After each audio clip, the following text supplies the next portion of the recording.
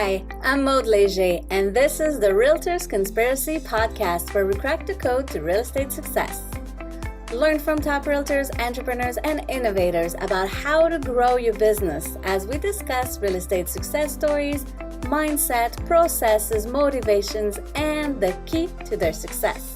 Check out our podcast episodes every Monday to crack the code to success for your real estate business.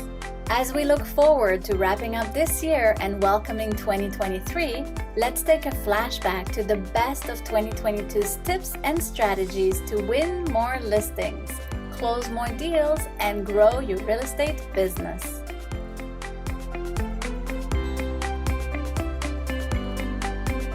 Let's take a look at some of the top advice on how to build a strong work ethic and set yourself up for success with daily routines. From consistency, setting time blocks, and making the calendar your best friend, the top realtors have it all covered. What pushes me, what drives me, a strong work ethic that my parents instilled in me. Thank you, parents. And just basically, I push myself every day to be better and to basically continue to be better on a regular basis. How do you push yourself every day? Okay, so every day starts ideally with a walk with my dog. I take him for a walk, and usually, I don't know if you follow me, but I do stories as I walk along. I talk about real life. I talk about real estate. I talk about things just to build relationships with clients or friends or whoever's watching me on Instagram. That's the first part of my day. Day to day, I always wake up and I try my best not to look at my phone. I believe in waking up and doing something for myself to really get my mind right for the rest of the day. So whether that's waking up, writing, journaling, waking up, doing yoga, moving my body, working out, big glass of water, and then it's sitting down. Okay, let's address what is going on, because usually I wake up and there's a bunch of messages from people. You can have the face-to-face door knocking, which is what I prefer to do. Others see it as virtual door knocking, where they go and interview businesses, where they interview people in the community.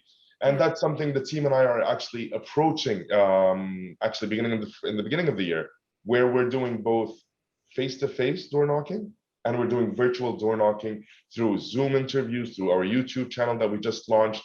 And so that's it. Door knocking for me is very important. That's how you grow your field. After that, I got into marketing and social media because I had an eye for design and I really enjoyed the digital space and my Instagram and social media to act as like the influencer. And then I learned about the influencer business. And then, when it was a lull right before COVID, I was trying to figure out myself what I wanted to do. I ended up starting a travel company with my sister, which was another venture. And that gave me so much experience in terms of operation, how to run a business, and how to market on Instagram and social media. So when I combined all of those experiences together, I just felt that real estate was one of those businesses where I could apply my business aspect. And now that everything is social and digital, that I could apply all of my marketing experience and then operations. So it's just like running a business. So I feel like if you have some sort of business experience, it really helps when you get into real estate. A calendar is your best friend in so many ways.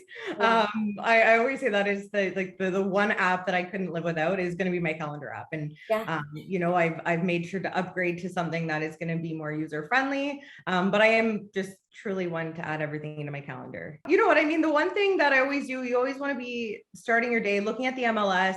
I'm one person who I always like to say, the night before is when I'm really going to be looking at my calendar. What do I have to do? So that morning when I wake up, I know, okay, what do we have going on? What listings do we have coming up? What closings, what clients do I have to follow up with? And I start my morning before my feet even hit the ground with gratitude. I do some yoga stretches, set my intention for the day, and take my dog for a walk. I live by the lake, so we walk to the lake every day. Oh, that's amazing. And then I'm refreshed and ready to, hit my desk. And what keeps me motivated is probably knowing that the world's opening up again. I'm a big traveler. Nice. So I don't even want to call this my job because I love it so much, but my job allows me my passion of traveling. So that's my motivation. I would say consistency and little nuggets of my power hour. I schedule my day in such that I time block from the time I get up to literally the time I go to bed. My day is pretty consistent Monday to Friday, scheduled wise. I start my day with what I call GSD, which is getting shit done for the first hour of my day. And that could be leftover things from the night before. If I were to go back and look back at my career, I would say that that's probably one of the things that I've struggled with the most, because it has to do with time management. It has to do with being uncomfortable and, getting over fear of, and I'm sure I've had it before. I'm not immune to things like that. Yeah. So I go about it by blocking time. Okay. Blocking time. So between 9 a.m. and 11 a.m., Monday to Friday, okay, I'm trying to get 4 out of those 5 days where I will make 45 minutes, will be my first session, okay? And then I'll call people in those 45 minutes. How do you grow your business? Real estate is a long-term game. Find something you enjoy to ensure that you'll keep doing it consistently. Stay focused with your eyes on the prize. Yeah, so right now I'm focusing a lot on social media. So one, just Instagram, people reaching out to the DMs, but also reaching out to people's DMs as well, right? Because when people post on Instagram, they're wanting someone to mention, they're wanting to talk about it, obviously, because otherwise they wouldn't share it. So it really is a great opportunity just to start the conversation. Nothing about real estate to start, but if they post a story about basketball or food, talk about that. And eventually they'll have a question about real estate and then be like, hey, let me grab your email and get more information to you there. So that's one way I really add it. YouTube as well, just people reaching out saying, hey, I love your videos, I want to do it. I reach out to people on Instagram, I send them a DM, I never hear back. And then how do you deal with that? How do you counter that? Well, who cares? You know what I mean? Like, they're going to work with you anyways, if they're not reaching out back to you. So just keep sending messages, keep commenting. Most people watch silently. Most people will like your comment, not comment back. But if you show up repeatedly with actually not just like 3 emojis in the comment, but you actually have a meaningful comment where it's actually going in, hey, this is my experiences, or you can add value or answer a question or whatever it is. That's really where people will see, because people will start taking notice. So a lot of realtors are taking courses and they're trying to find their way, right? And here's an interesting stat. Of the 66 or 70,000 realtors on the Toronto Real Estate Report, half of them in 2021, which is a very strong year, sold 0 houses, 0, right? Mm-hmm. So that's pretty mind-boggling when you think about it. But I would say, listen, you have to find aspects of the business that you really enjoy doing, that's going to be sustainable. Before even thinking of quitting, you just recently got into the industry. It's a long-term game. Yeah. Sit down, understand the resources you currently have, what kind of market you want to be into, what kind of niche you want to focus on. All right. The real estate market, as I like telling my team members, it's a huge market. It's what you choose to be, and choosing, in the end, you're the one that creates opportunities in one way or another. So my advice to them is to sit down with themselves, be honest with themselves, financially, emotionally, with their family, with any kind of relationships they have, and put in a plan, a tactical plan that looks at the 3-month, 6-month, and 1-year plan, but then a strategic plan. Where do you want to be in the next 5 years? Pick a lead generation model that you enjoy. Any model would be successful. There's people that are successful cold calling, door knocking, videos. It doesn't matter. Instagram, YouTube, TikTok. Pick something that you enjoy and do it consistently. Because if you enjoy it, you're more likely to do it consistently. Everything wants everything right away. It can't always be like that, right? You want to be successful. You're not going to be an overnight success. I mean, unless I don't know, unless you have some crazy mad Beyonce skills that you can sing while you're listing your home. Like, I mean, everything takes time. So it's a marathon. Keep doing the work, put in the work. I'd say 90% of what we do is not glamorous. It is a lot of work. You're calling, you're reaching out to clients. There's a lot of rejection. You're constantly working on social media. You're keeping up with trends, TikTok, like pivoting to everything being online with the pandemic. You just have to stay very focused and don't get discouraged. You have to keep your eye on the prize. It's hard. Like, I don't care what anybody says. Real estate, it's not, being your own boss, it's not for everybody. Like it's a constant grind. And so I don't door knock, I don't cold call. Like obviously nothing against people who do. I think it's the most like admirable thing in the world. For me, I feel like I can reach more people on social media. Yeah. And so I kind of prioritize just doing that. Like I said, just kind of being vulnerable and relatable when it comes to social media and just posting things that are like, you know, not just real estate related, but just kind of related to all aspects of my life. Who you are. Yeah. So that people can kind of like relate to it. And I think that's what helps people to build trust. And I think that's what keeps my business going. A big part of winning more listings is building strong clients' relationships. Find what works best for you. Is it door knocking, cold calling, engaging with people with similar interests like sporting interests? Whatever the answer is, use your competitive advantage to win over more clients and leverage your listings. A lot of my listings are referral based, and that's where I feel like the relationship building is so important. Like there's a hundred and thousands of realtors out there, but what sets Ruby apart?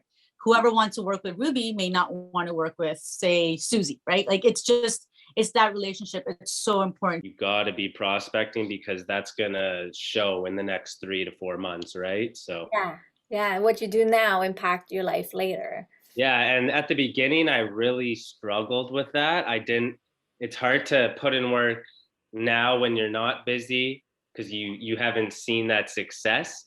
But then once you are consistent and you time block prospecting and actually do the things that are going to generate your business in the future, then you'll start to see those deals fall into place. So I moved on from door knocking. I still do door knock if we have open houses. I love to door knock area, invite the neighbors.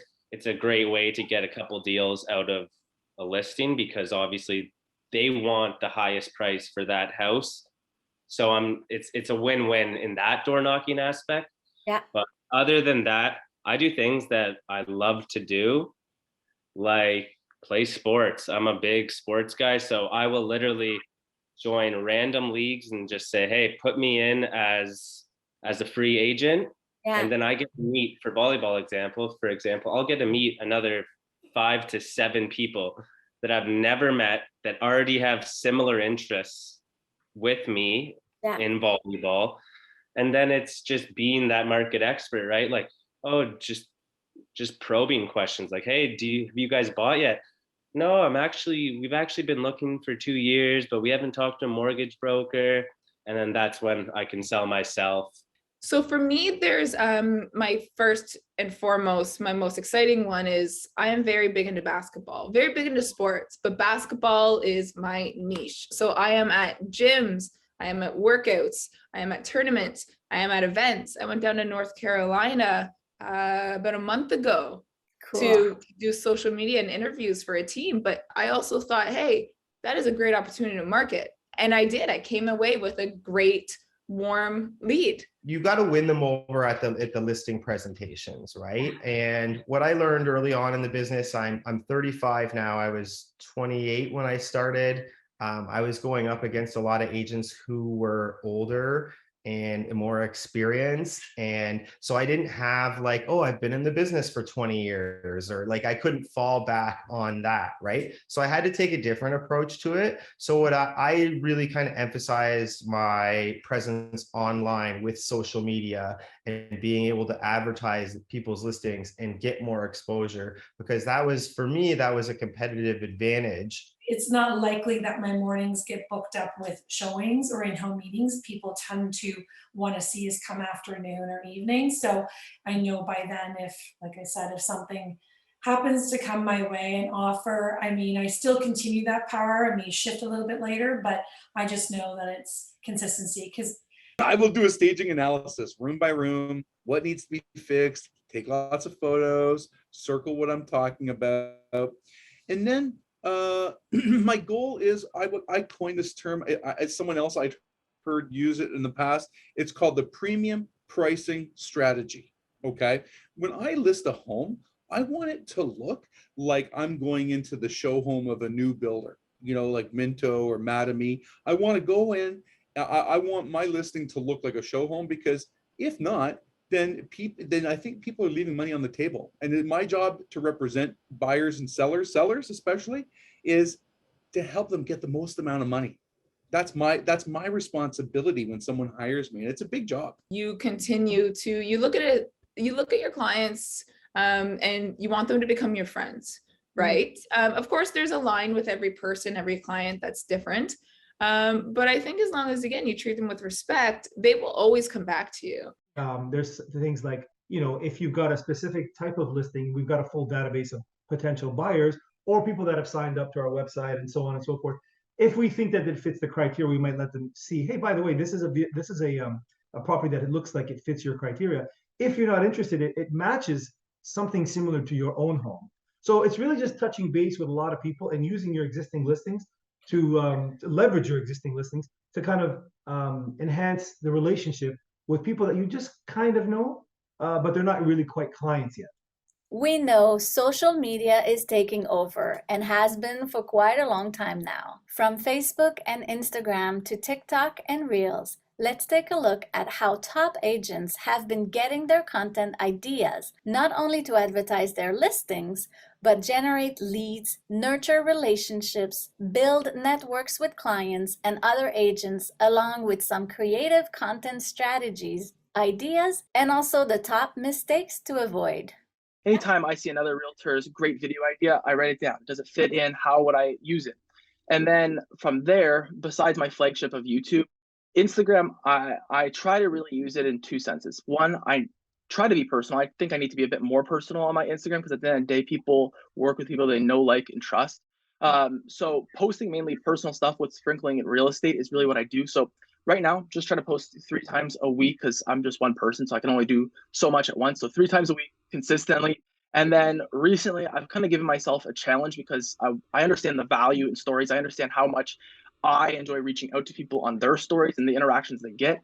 But I think I need to do a better job with my stories. So recently, I did a little challenge for myself, kind of combining the two things I'm trying to work on in my gym. So I got a 30-day challenge where I kind of post my 30 days of going to the gym and then 30 stories also. So it works out. And then that kind of builds, one, the personal relationship, people journey, people see the progress. And then if they go to the gym, they'll reach out, they'll support, and it just continues to build that social network, I guess. Yeah, so right now, focusing a lot on social media. So one, just Instagram, people reaching out to the DMs, but also reaching out to people's DMs as well, right? Because when people post on Instagram, they're wanting someone to mention, they're wanting to talk about it, obviously, because otherwise they wouldn't share it. So it really is a great opportunity just to start the conversation. Nothing about real estate to start, but if they post a story about basketball or food, talk about that. And eventually they'll have a question about real estate, and then be like, hey, let me grab your email. I'll get more information to you there. Oh gosh, social media is it's a big part of us. I wouldn't say it's our main bread and butter of how we get business, but it's definitely been a really big tool that we've been using for the last 5 years. And it's been a way for both our buyer and seller clients to find us, learn a little bit more about us as a family, as well as what we're doing out there for our own clients.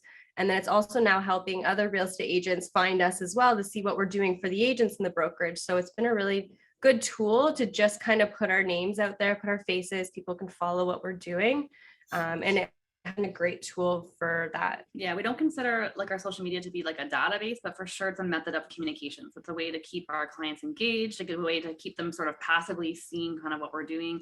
Caitlin mentioned it's also another way for agents to see what we're doing as well. So when we're looking to recruit for the brokerage as well. So it kind of serves as a big communication tool. And we do a lot of nurturing. We refer to Instagram a lot. I think it's our biggest platform in terms of social media.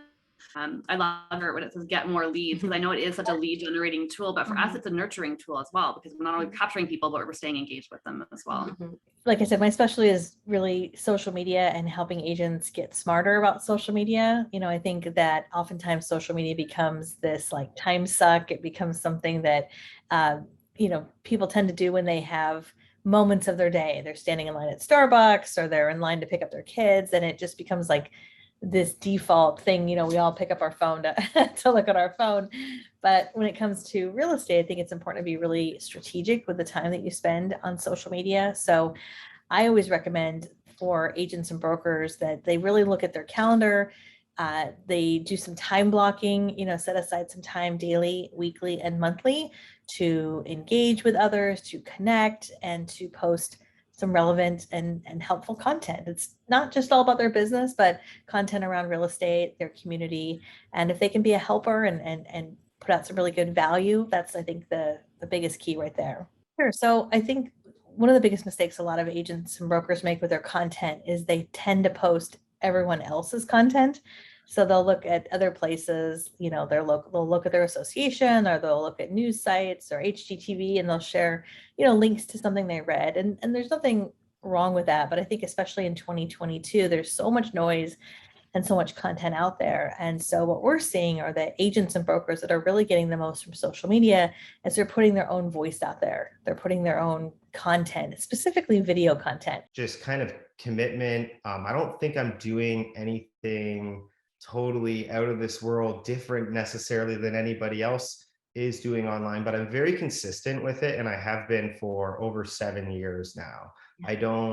You won't find me go off Facebook or Instagram for 3-6 months at a time. Even if sometimes I would like to, just to take a break, because sometimes it feels like, or can feel like, a full-time job. I'm very diligent, and, I'm always advertising my listings, and I'm trying to, be up to date with video technology, photo staging, and just really try and showcase my listings as best as I can. So as you know, we've been doing the reels. We've done 3 reels in the past 3 weeks, and they've been such a hit. So I like to do something different, not just walk through the house, blah, blah, blah, boring. I want to be myself, which is out there and fun. So I always ask my clients, if I'm going to list your house, can I do something funky inside your house? And they're like, sure. So for the one in Milton, we jumped in the pool. That was super fun. For the reel, the other one where I was pretending to plunge the toilet and then taking a bite out of something. Nice. Was the garden and the Brampton one. So the reels have been really awesome. I have a very active social media presence. And so I've adopted kind of mixing a little bit of my personal life in with real estate, including news and updates, market stats. And it's just a really nice combination of a little bit about me and the market. And it provides my viewers with an opportunity to actually know who I am as a person and know that I'm also a professional working in the real estate space as well. Make a list. Who have you worked with in the last 6 to 12 months? Take out a piece of paper, write it down. And then next to their name, just write down some topics that came up when you worked with them. So maybe they were relocating from out of the area and they weren't sure about where to move, or they had been renters for a long time and they were nervous about getting into the market, or they knew they wanted to sell right now because the market's doing great, but they didn't know where to if they could afford, to move up. Like all these conversations that I think a lot of realtors just take for granted that they know because they've got that experience. But if you can start to make that list pretty quickly, you'll come up with 10, 15, maybe even 20 or 30 ideas that then you can sit down and, batch record a bunch of them all in one chunk. So that's a big part of it. And I would say for someone who's new, maybe you're new to real estate, I would focus on your community and thinking about, are there some things in your community that you can highlight? Maybe it's local businesses, local leaders, and kind of shining the light on why your town, why your neighborhood is a great place to live, to move to. That could be great content also. And I would say too, with a lot of video content, remember, you don't have to share everything you know. If you're doing a video about how to get your home ready for the market, the idea behind a video is you want to share enough where someone watches that and goes, I like what they have to say. Yeah, so TikTok started for me 2 years ago, and I never intended to use it for my business. But one of my friends said, listen, you need to start reporting the news on there.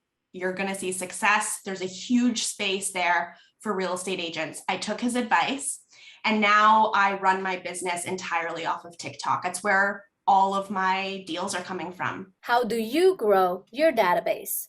These successful realtors have it all covered, from traditional methods like cold calling to automating the process with a CRM system. Hear what they found useful to grow and nurture their database.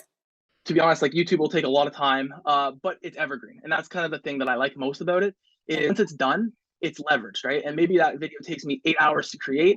I have videos that I posted a year ago that have now 40 hours, 50 hours of watch time and are continuing to get watch time today. So while it's a lot of work up front, I find in the long run, it reaps the benefits. So I would say branch out and build and reach out to different spheres as often as you can.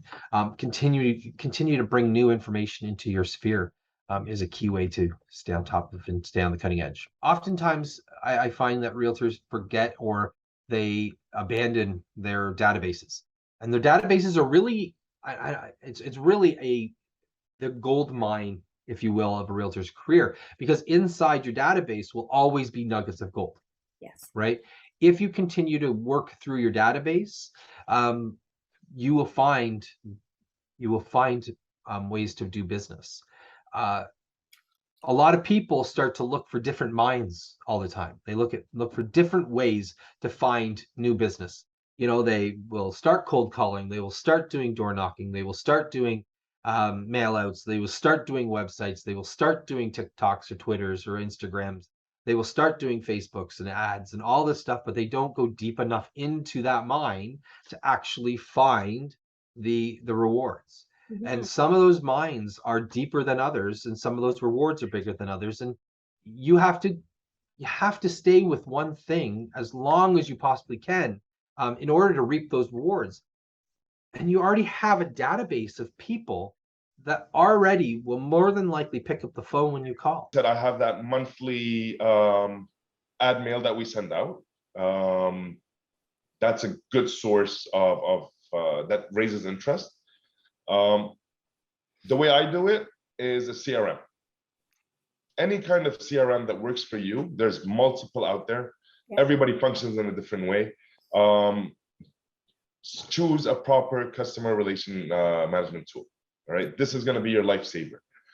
It will help you do things automatically and through bots, pretty much, where you're just doing what you have to do, negotiating on behalf of your clients, building your brand, being out there. And this thing just runs it on the back end, getting in touch with your clients, with potential clients, warming them up, and yeah, invest in a CRM. That's how I keep in touch with my clients. They want somebody to speak to. Get it done as soon as possible. If you don't have the time, get somebody on board that will help you do that for you. Yeah. Right? As we say, you always have a cold lead. You need to warm it up, because once you warm it up enough and the opportunity comes, it's a hot lead. That's it. You're done. Call them. I provide them. I try to provide value to them. So I call them with mini CMAs. If I saw something on Facebook or social, I always look them up before I call them, see what's going on in their life. And I might call them and ask them, how was Susan's dance recital, or, stuff like that. I write a lot of personal notes.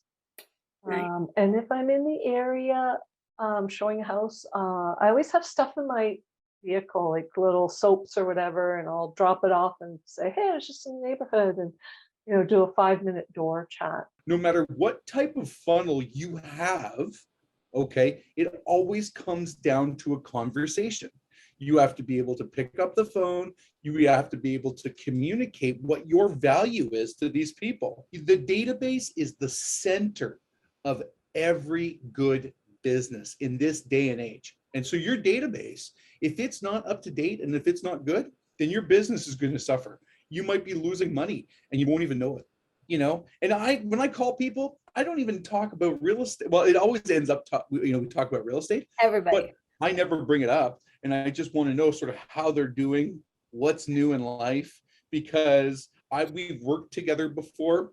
And I find that I base my success on the number of trusting relationships that I have in business, whether it's with real estate or not, Build the relationship, right? Build rapport, check in when it's not just the real estate needs. So like another thing I do pretty regularly is any of my database friends, whether they're ready to buy now or in 5 years time, just send them a video. Hey, I saw this Instagram, I just wanted to check in, or happy birthday, or hey, how's university going, or hey, how's your new job going? Whatever it is, just check in, because people love to talk about themselves. Yeah. And if you can talk about themselves, it then allows you another touch point future down the road. Hey, how's this going? When you need a relationship, it's too late to build it. So the key is to build the relationships at the front end and not expect anything in return. Just build the relationship, support other people, make their priorities your priorities, because when you do that, somehow karmically, for whoever believes in that, it kind of all comes back to you. Why should you look into coaching and continual growth? It is so important to keep learning. Why is it important? And how is it helpful? Let's find out. Learn where to find resources and how to enhance your leadership. I almost always have either a coach or some form of ongoing training. I think is very important. What I've picked up on lately has been doing course material from college courses. So going into to campuses and campus bookstores and picking up their training manuals that they're using to teach people, because they're open to the public. You can go buy the books there, and they're books that you can't buy at Chapters, Indigo, and on generally on Amazon either. It certainly doesn't have to be solely on sales, and the more you branch out your educational kind of net, the more likely it is that you're going to be able to find something that can provide new values to your client base. My team at EXP is amazing. We hold they hold weekly mastermind calls. There's 4 or 5 calls a week. They're not mandatory, but any agent who wants to get more information or wants to just kind of kill it in the industry, these calls are amazing because they just provide so much knowledge and so much leadership. They hold challenges as well for people who kind of want to, fitness challenges and stuff like that. So it's just kind of a way to get connected to other people who are like-minded. And then, people who are just killing it in the industry, they automatically push you to do better and to, like I said, hold you accountable. Well, if you look at any real estate guru in the business, you look at the Tom Ferrys, or you look at, they all tell you to, they give you the formula. They tell you, want to fast track, go get yourself a coach, go invest in your learning. So without any hesitation, I just wanted to follow what they're telling you to do. They're successful. You don't sacrifice your ethics. You don't sacrifice your integrity. There are times where you're going to have moments where it's a fine line, you just want to make sure that you have good leaders. You want to make sure that you have somebody that you can talk to and get advice from. It's nice to have a mentor. That was something that was very big for me later on in my career. Thanks for joining. Tune in next week as we enter the new year to uncover more valuable tips and hacks. Subscribe to our podcast, Realtors Conspiracy, today.